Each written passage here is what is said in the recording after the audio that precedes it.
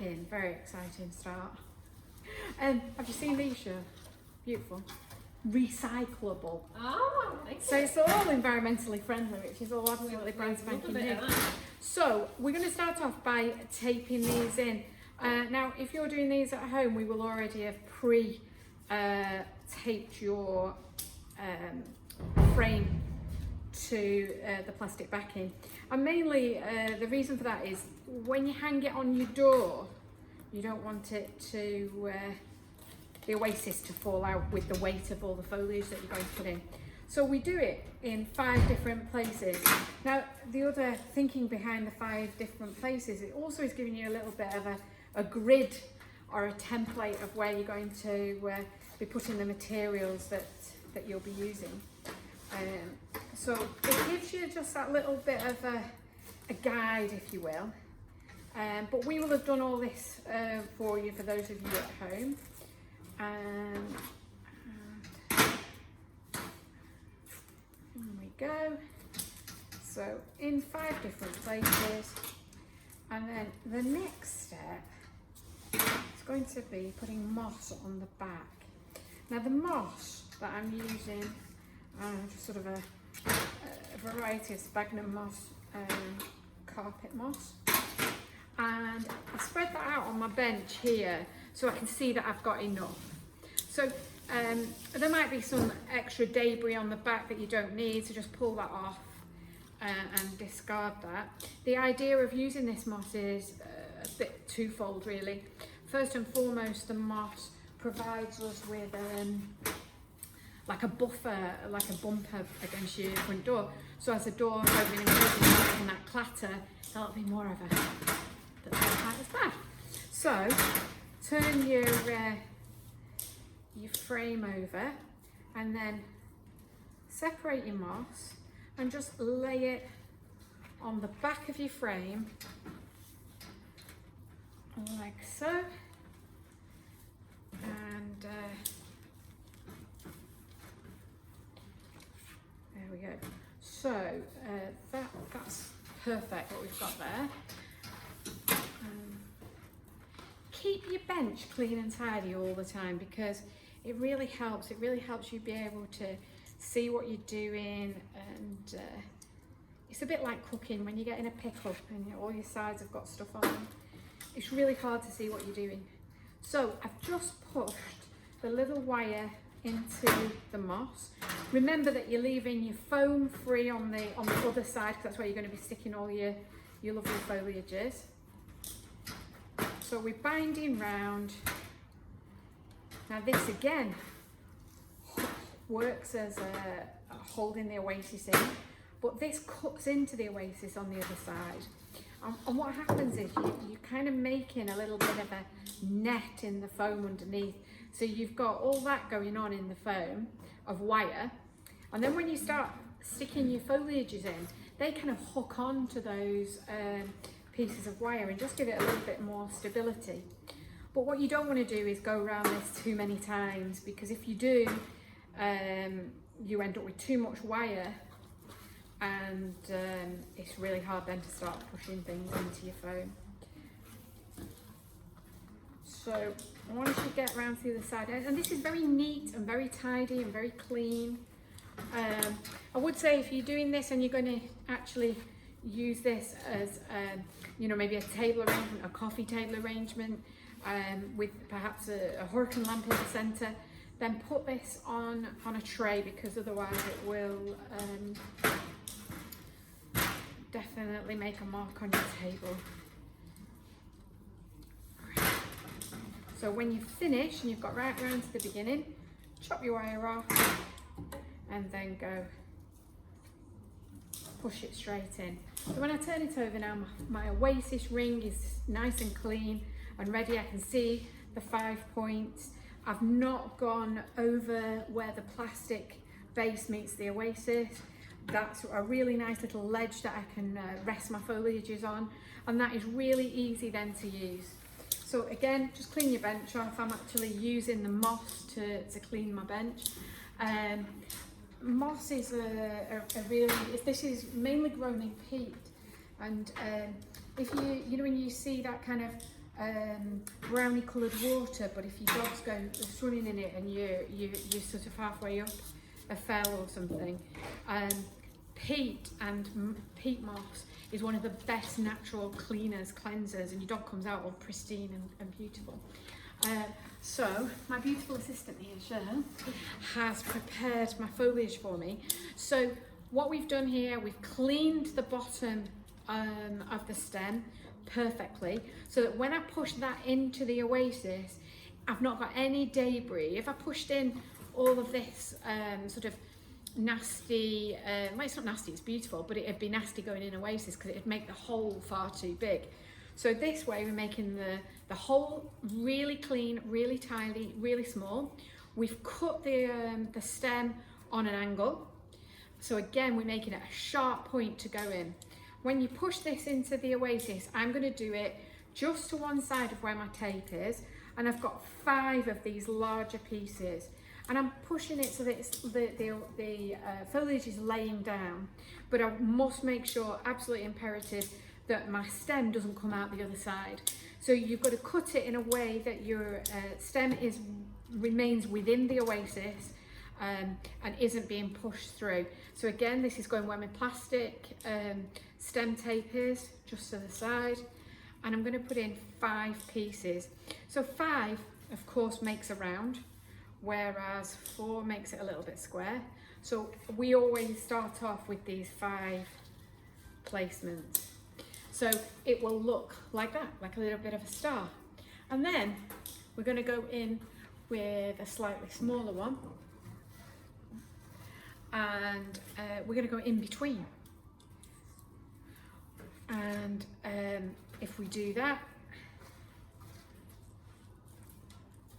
and then we're going to use another piece and go in between again. So that looks like that. So now I've got 10 pieces of spruce in. And because a stem of spruce, I'm just going to get one and show you. A stem of spruce has multiple sizes of foliage on it. So of course you can't just use exactly the same size all the way around. But what you do need to do is that you distribute them evenly around the outside.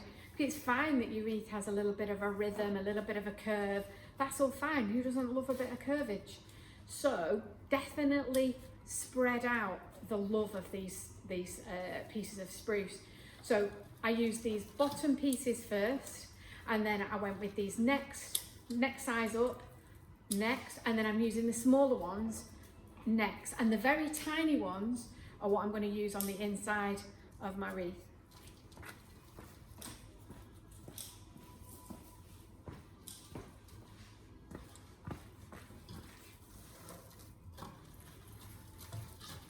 So this is the next size up, pretty similar to the second one, to be fair. And it will be that each wreath is entirely unique. Every one that people make will be their own version. And I have to say, 1,000,000%, when we're doing this on Zoom, I'm going to say, please don't look at the gallery, please don't look at what other people are doing, because this is an opportunity for you to represent yourself and to show what you like and what you how you want to arrange flowers. It's not that you've to do the same. I don't look at what Shirl's making and think, oh, I want mine to look the same as Shirl's, because Shirl's is Shirl's and mine's mine and Vicky's Vicky's. So they're not going to be the same, absolutely not. And we don't want to go around and you look at every door and think, oh, they're all the same. They all bought them from somewhere there. They were made on a conveyor belt. We aren't doing that. We're being creative. And to be fair, that's kind of just ego, isn't it? When you think, oh, I must be the same as this other person who has made a great wreath. Actually, your wreath will probably be greater. So this is where we're up to now. So we've got little gaps, but these are things that are going to be filled in as we're going along. So then, this is interesting now. So because we want some continuity, we need to put some of this foliage on the top as well, so that we're creating that beautiful shape. So this, which is kind of the smaller size, it's not the smallest, it's the second to the smallest. We're going to go along the top, if you will, the crown of the wreath.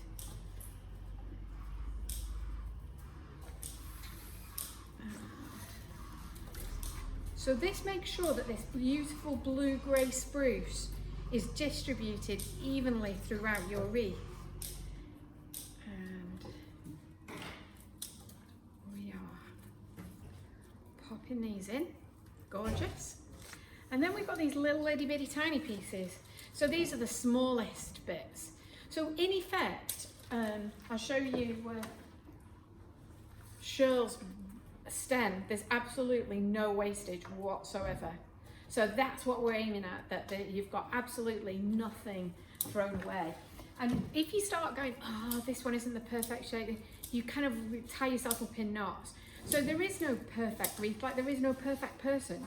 So embrace each one and let's put them all in and just enjoy. So these little tiny pieces are the pieces that go around the center. Now, the most important thing here is that you've got to maintain a hole in the middle of your wreath, because that's what makes it a wreath. So sometimes with the smaller ones, you lose that hole, and there's not a lot you can do about that. You just have to go with the flow of it if you're making a smaller wreath. But this size definitely provides us with a hole in the center. Which is really important. The bigger you go, the bigger the hole in the middle.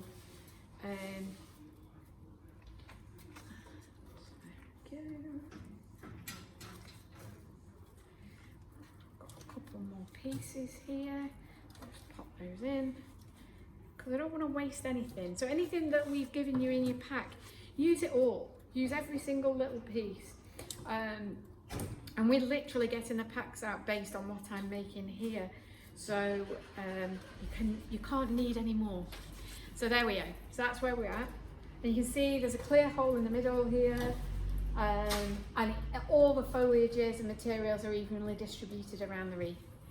And then we're going to move on to a different collection of foliages.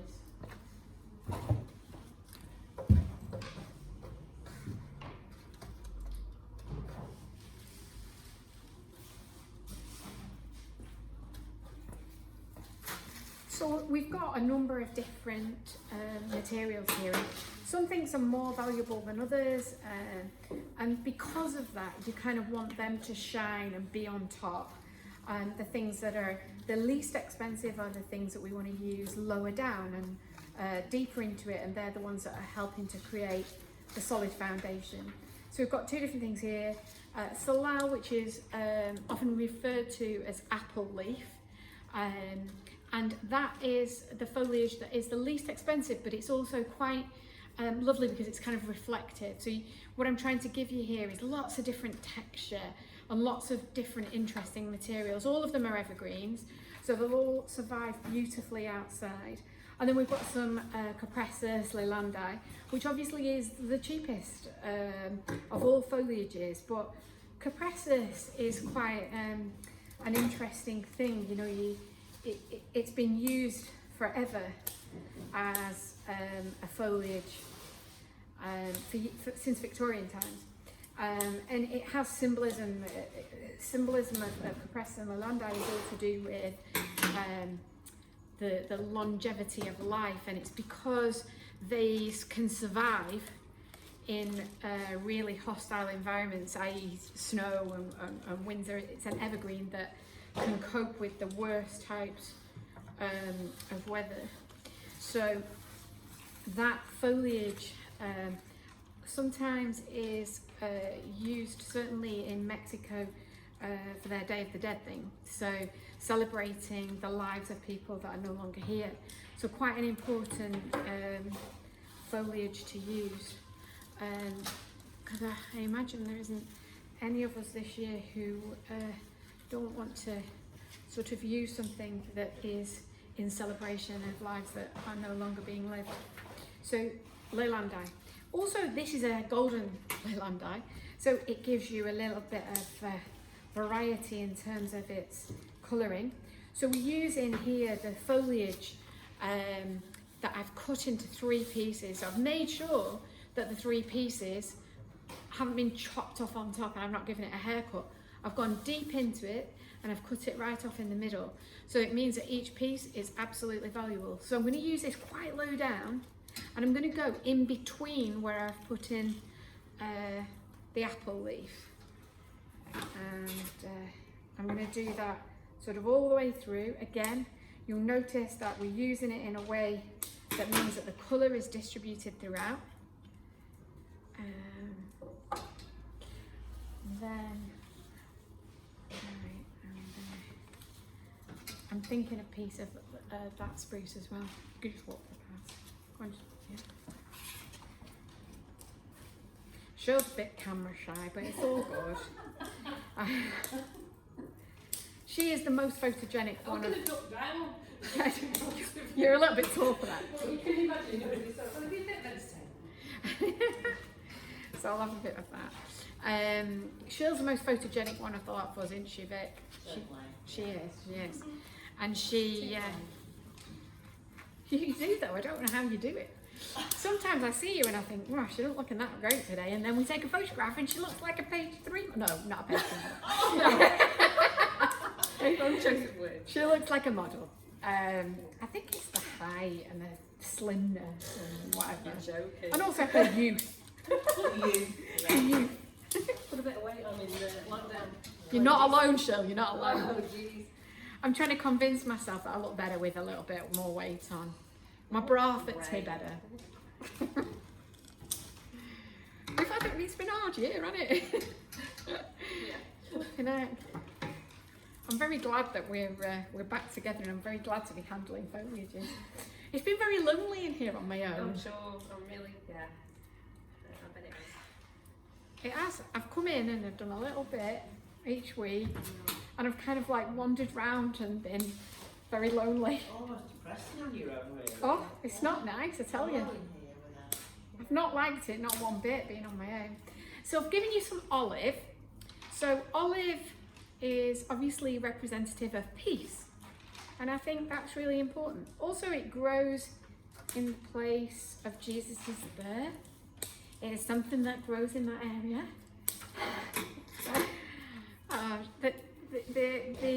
The way that this also looks, because it's a totally different shape, and also the way that the light shines on it, it really stands out and looks really gorgeous. Relatively expensive at the moment, but to be honest, absolutely everything is relatively expensive at the moment. Lots of growers have gone out of business, so it is really, really hard, and it's really important that we support the growers and do this. It's really important that we do this for us and support our own selves and keep our business going. So I'm very grateful to you all for joining us to do this, because honestly, you have no idea what a difference this will make to us and to flower design going forward. So thank you. This next little evergreen is a little bit more kind of each individual sprout is so beautiful. So really look at it. You know, when you get it home and you just look at the formation of the fronds, they're just so beautiful. They're so lovely. So I'm following that line of how I've put in the olive, and I've now put in that lovely foliage. Now, rosemary is a beautiful one. So rosemary, I've got this really gorgeous story about rosemary. Cheryl and Vicky have never heard it before. We've worked together for nearly 30, well, me and Vicky have worked together for 30 years, Cheryl and I a little bit less, but not that much less. And maybe we've told this story possibly 10 or 15 times each year. So, you know, maybe it's one of those we've all heard. Anyway, rosemary. So rosemary was by the river. This is way back when, 2,000 odd years ago, when Mary is washing Jesus' swaddling clothes in the river. And, you know, they kind of bound the babies in this long swathes of fabric, and she's scrubbed it and washed them and made them all clean. And then she hangs them on the rosemary bush to dry. So rosemary has this beautiful sweet fragrance, but that was a gift from God, because right at the moment when a big gust of wind came, the rosemary bush clung on to the swaddling clothes and stopped them from flying away. And so God gave rosemary the gift of sweet scent. Also, interestingly, in Hamlet, rosemary was described as the herb of remembrance. So another thing that you use to remember past souls. So it's kind of got a twofold thing, but I do love rosemary, and I always think of those stories when I'm using rosemary in my cooking. It's one of my number one go-to herbs. And I have been known in desperation to go and nick my rosemary out of my dory to use for cooking. And why not? Yeah. Purpose. Yeah. Back in the day, this is another tragic story, but I shall tell you. Back in the day, we used to, when our girls were really little, we used to go and do Christmas shopping on Christmas Eve, because we never had any money up until Christmas Eve. So literally, I'm talking about when we were in our 20s and early 30s, and we'd sink all our pennies into stock for Christmas. And then we'd sell it all, hopefully, or sell a lot of it. And then by Christmas Eve, we've got some money. So we'd go to Toys R Us, buy whatever we'd been told, and it was a nightmare when I remember the Teletubby thing, when Olivia desperately wanted the red Teletubby. Do you remember that? And they didn't, it had gone, it had sold. And then some wheeler dealer guy came in the shop and said, I have a red. And I have no idea of its provenance whatsoever, but I bought it. I was desperate.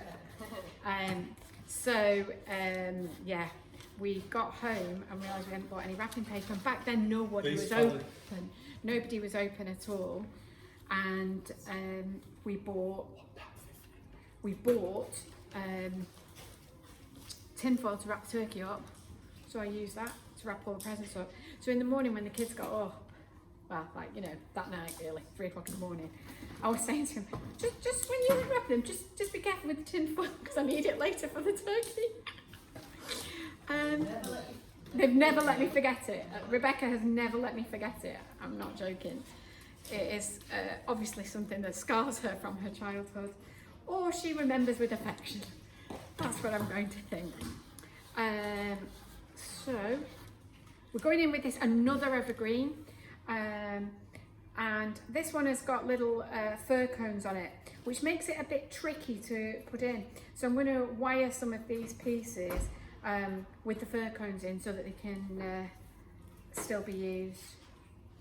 So I need some wires, so yeah, bit of wireage. Because again, we don't want to waste anything just because it's a little bit more tricky to stick into your oasis. So you just have to use your techniques and skills to make things usable.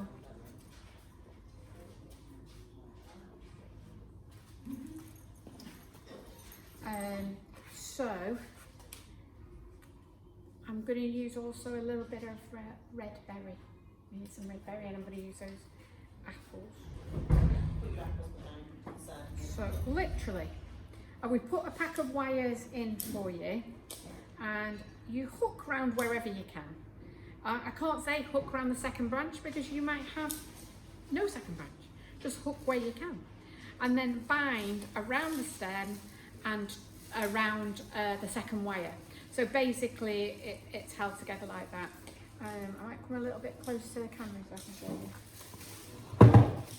So this is the piece, and you can see how very close to the end this little fir cone is. So I'm going to go round that branch there, you see, and then fold in half, and then using the longer wire, I'm going to wrap it around, and then both pieces are attached, and it isn't going anywhere, that. So I'm going to use one stem. And then, because they're wired in, and make sure that the stem touches the oasis so it can still get moisture. But to be fair, this sort of material would live out of water altogether, really. Some of the things that we're using won't, but some will.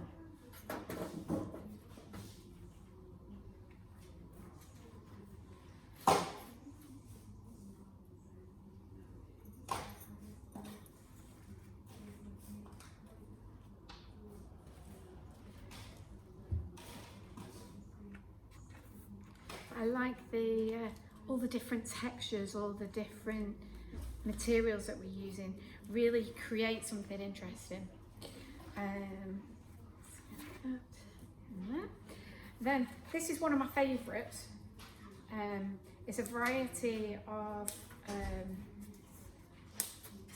spruce called strobus. So on the continent they refer to pines as pinus or pinus. If you were here, that sometimes creates a little bit of titillation. And the one with the little bits of fir cones on it is referred to as Pinus nobilis. So this one though, this pinus, whatever, however you want to say it, we say pinus so that it keeps it nice and clean. So this has got a really lovely tactile feel to it, and it really does make you want to stroke it. But when it gets a bit of frost on, you get a real lovely glisten on these sort of long strands of spruce. So that's going to go in, and again it's creating an entirely different feel to the texture of this. And I'm making sure I'm not covering anything, but I am covering any oasis that's showing. I'm going around the middle first, and then these longer pieces are going to go around the outside. So possibly the apple is getting a little bit more hidden, but that's fine. And possibly the leilandi is getting a little bit more hidden, but again that's fine, because as we established in the beginning, these are the cheaper pieces of material. And in we go with that. And then the last thing that I'm going to put in is myrtle.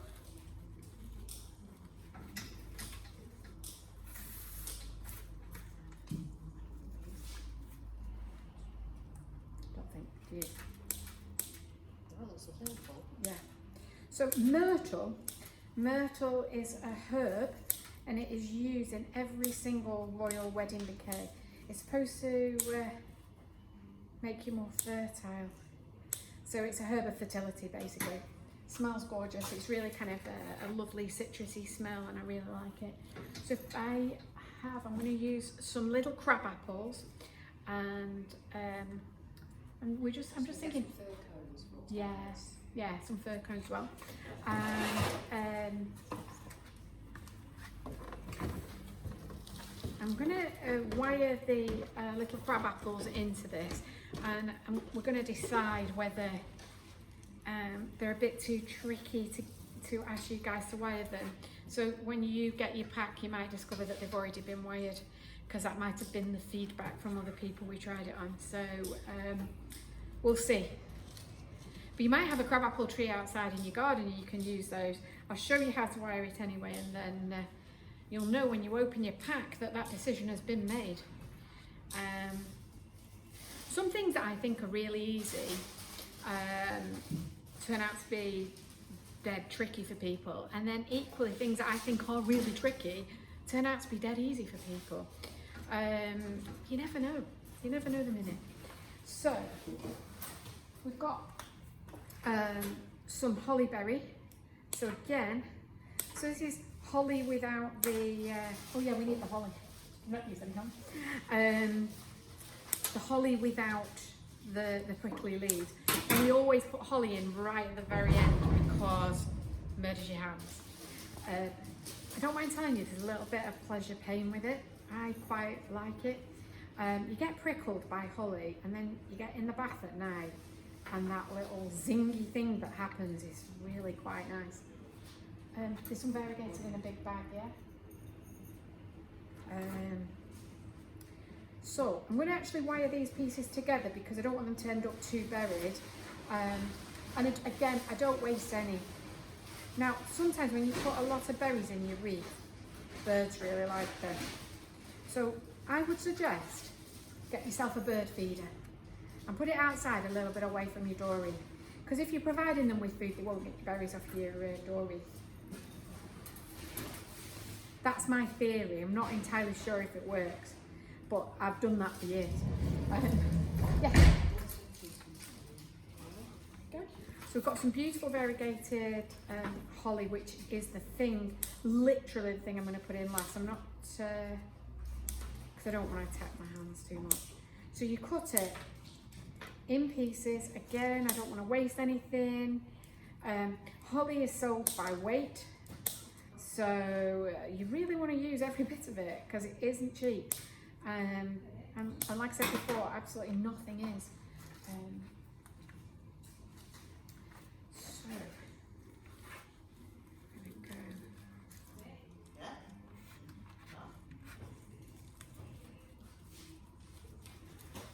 In with the holly. Then what I'm going to do is put the berries in after, just so that they look like they're attached to this beautiful holly. That would be the sort of thinking behind it.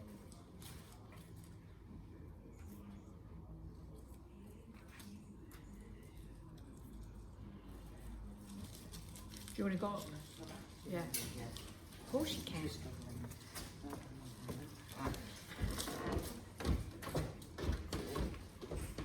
So this morning when we came in, we all wanted to hug because we haven't seen each other since September.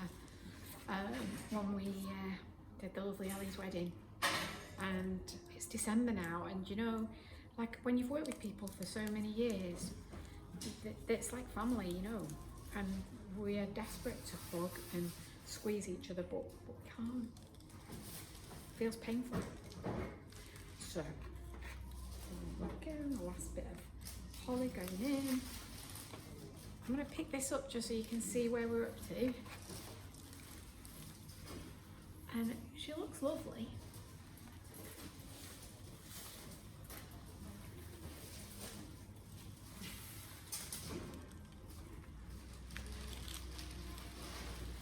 And then my holly berries, I'm going to bury them in, but just so that they appear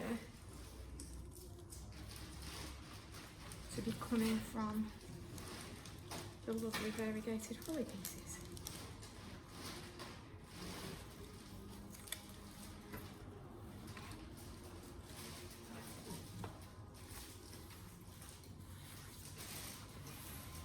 See that? And then I've got some apples.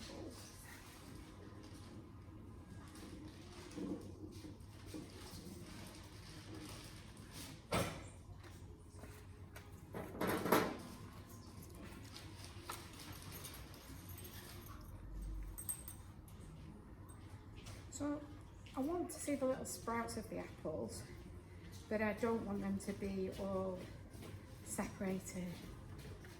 So I'm going to do them in little sets of 2. So I've threaded 2 on a wire, and then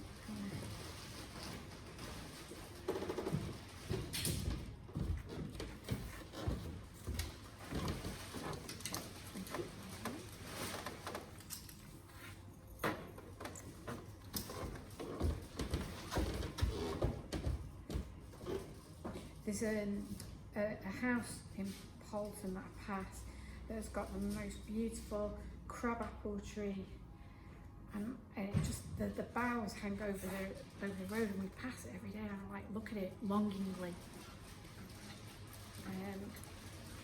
And I hope that loads of people go past it thinking how beautiful it is, because it really is gorgeous. And this year they've been amazing. I don't know, there seems to have been a lot of berries this year. You wonder if it's because it was less pollution.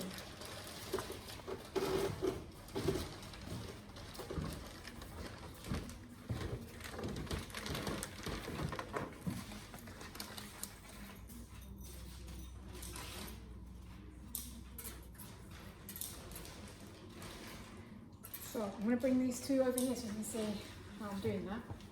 So basically, you thread in the wire straight straight through the apple and then straight through another apple. And then holding the two together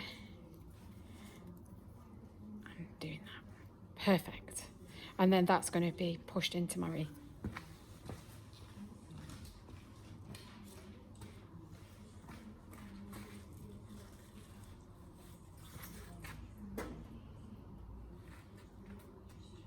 So I've just used one piece of holly.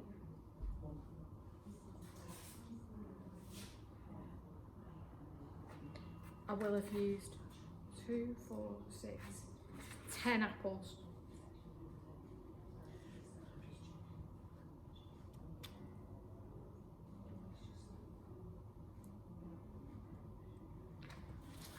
Put it in there.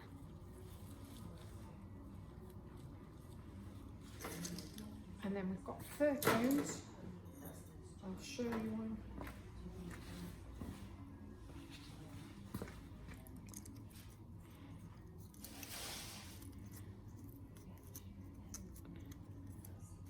So dead simple.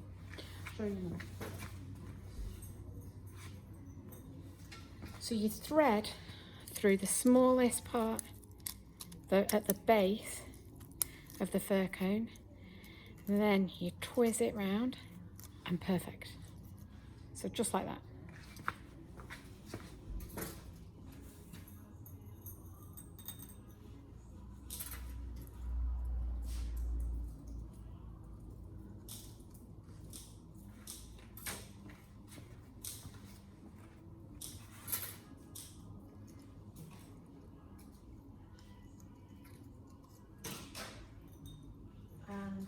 Then can you just have some ribbon there?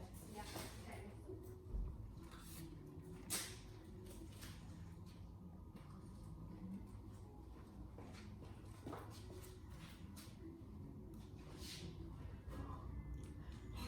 Is that what we've got? I use that one.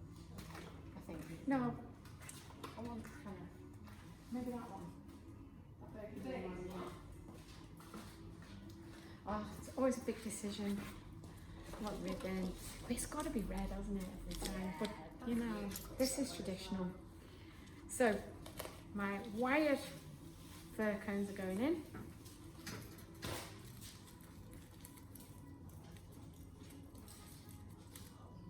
And this is the first wreath of 2020 that we've made.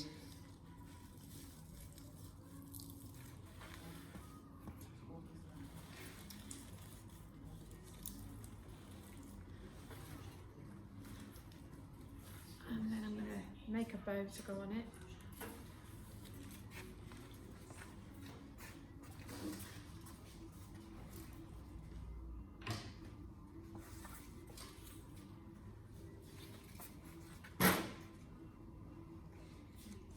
So, scrunch up your ribbon in the middle, pull it back, then under your thumb, twist, then under and twist, under and twist, under and twist. Very repetitive, very simple. Under and twist, under and twist. I'm going to go with this particular ribbon, I'm going to go with 4 on either side.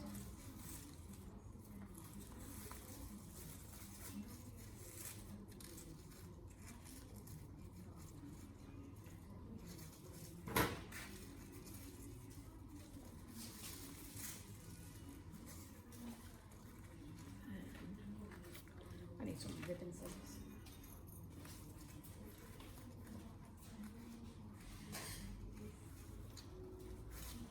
And then there's a narrow ribbon if we've got it. That's in burgundy. I've definitely got some. I think it might be in a carry bag. I bought it the other day.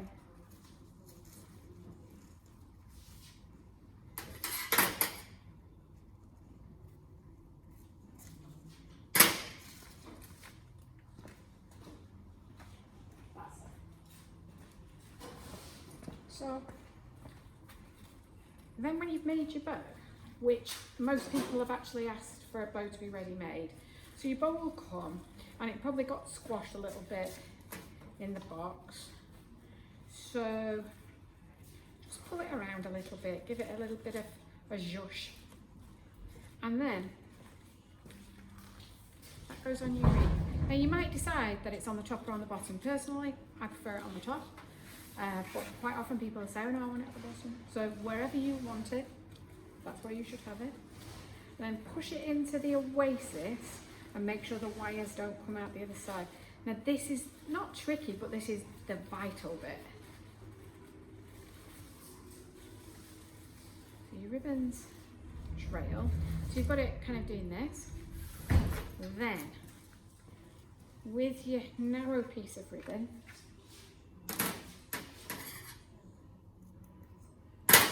we're going to go through the centre of the bow.